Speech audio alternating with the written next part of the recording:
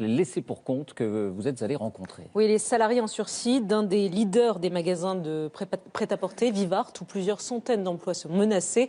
Voyez ce reportage auquel vous avez contribué, signé Jeff Wittenberg, Valentine Pasquezone, Julien Ababsa et Stéphane Guillemot. Je vous en prie, ça va bien.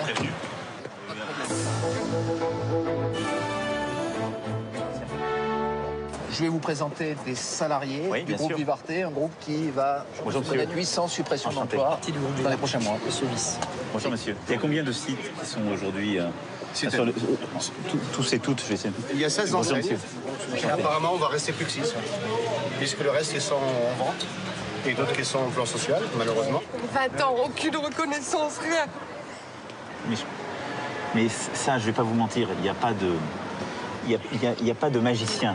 La responsabilité qui est la vôtre en tant que représentant, c'est de défendre l'intérêt des salariés, de vos collègues, et de tenir et de ne pas lâcher. Et après, l'État, il prendra sa responsabilité. Le seul métier qu'ils ont connu, c'est la halle aux chaussures. Donc, ils n'ont pas de formation et tout. Ils arrivent dans une tranche d'âge qui devient difficile. À partir de 45 ans, 50 ans, vous savez que le monde du marché ne s'ouvre pas à nous. Ce sont des gens qui sont fragilisés. Et on va, selon le programme, enfin, selon ce que j'ai compris dans votre programme, vous dites, si on ne vous offre pas 2 emplois décents, vous pouvez les refuser 2 fois, mais à la 3e, vous n'êtes plus au chômage. Parce que ça veut dire qu'on vous a proposé quelque chose qui correspond à ce que vous savez faire et que vous ne voulez pas. Les chômeurs sont déjà pénalisés parce qu'ils ont perdu leur emploi. Si c'est pour les pénaliser une 2e fois, et surtout, je n'ai jamais stigmatisé les chômeurs, moi. Je n'ai jamais stigmatisé les chômeurs. On ne choisit pas d'être au chômage. Ah non, qu'est-ce que c'est qu'un emploi décent? Est-ce que ça va être femme? Je continue mon raisonnement. Est-ce que ça va être femme de ménage? Est-ce que ça va être aller garder des personnes malades? Ok, mais à ce moment-là, est-ce qu'on leur donne les moyens? Ces gens-là n'ont pas d'argent. En général, ils ont un vieux véhicule. Il y a 15 milliards d'euros pour la formation des jeunes et des chômeurs peu qualifiés. Pourquoi? Pour la raison que vous venez d'évoquer. Et pour les jeunes de 52 ans, monsieur, vous faites quoi? Mais non, mais non, j'ai dit les chômeurs, j'ai dit les deux. Parce que nous, on a plus de 50 ans. Mais aujourd'hui, avoir 60 ans, on va jamais vous proposer de formation. Moi, avec la réforme que je veux conduire, on vous en proposera. Est-ce que dans le cadre de votre projet, vous avez pensé aux personnes qui ont quand même des soucis d'illettrisme? Parce qu'on a quand même un paquet de Français qui ont un souci avec ça, parce que c'est bien de former. J'ai commis un impair, je suis devenu ministre parce que j'ai parlé de ce sujet-là, j'en ai mal parlé parce que j'avais cité l'entreprise GAD. Non mais, et j'avais dit il y avait un problème d'illettrisme. Bon.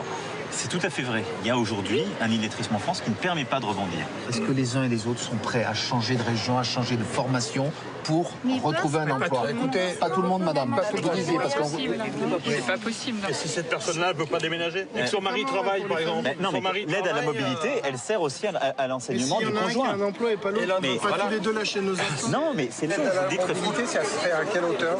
C'est une aide à la mobilité qu'il faut définir. Moi, je m'y engage à ce qu'elle soit décente. Et quelle aide? À la fois... Il faut qu'elle soit précise. Le chien se mord la queue sur ce que vous allez pas dire. Parce que là, on déplace la femme pour travailler, le mari vient là-bas, et s'il ne trouve pas de travail non plus. Je prends des mesures que vous aviez prises, vous, à l'époque, quand vous étiez ministre. Je vais revenir sur une mesure qui était globale et qui, aujourd'hui, arrive dans toutes les entreprises, le travail du dimanche. Il y a un principe dans la loi. Pas d'accord, pas d'ouverture. Et c'est l'accord qui définit les compensations. C'est un rapport de force. Quand vous avez des gens qui vous mettent une pression énorme en disant de toute façon, il faut qu'on ouvre le dimanche, sinon on va fermer. Comment voulez-vous que des... Franchement, présentez-moi la boîte qui a fait ça. Moi, j'ai suivi de près tous les accords. Non, mais ça va se passer. On l'a entendu encore la semaine dernière. Vous en présentez plein des boîtes comme ça, qui nous obligent à venir travailler le dimanche en nous disant c'est ça. Mais il y a un accord qui a été signé par les représentants. On ne vous parle pas d'un accord, là. On vous parle de la pression qu'on subit.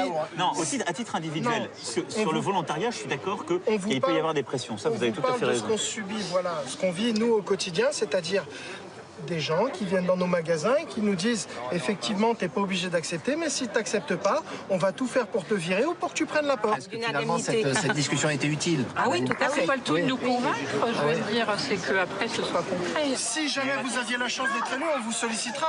Ça fera partie du début de votre mandat, monsieur. Ne vous inquiétez pas, on n'aura pas fini encore. Rendez-vous tout de suite. Mais moi, j'ai toujours suivi les problèmes, donc vous inquiétez pas. Merci. Merci à vous. Moi, j'aimerais bien. Non, merci à vous. Merci beaucoup. Merci. Au revoir, mesdames. Merci.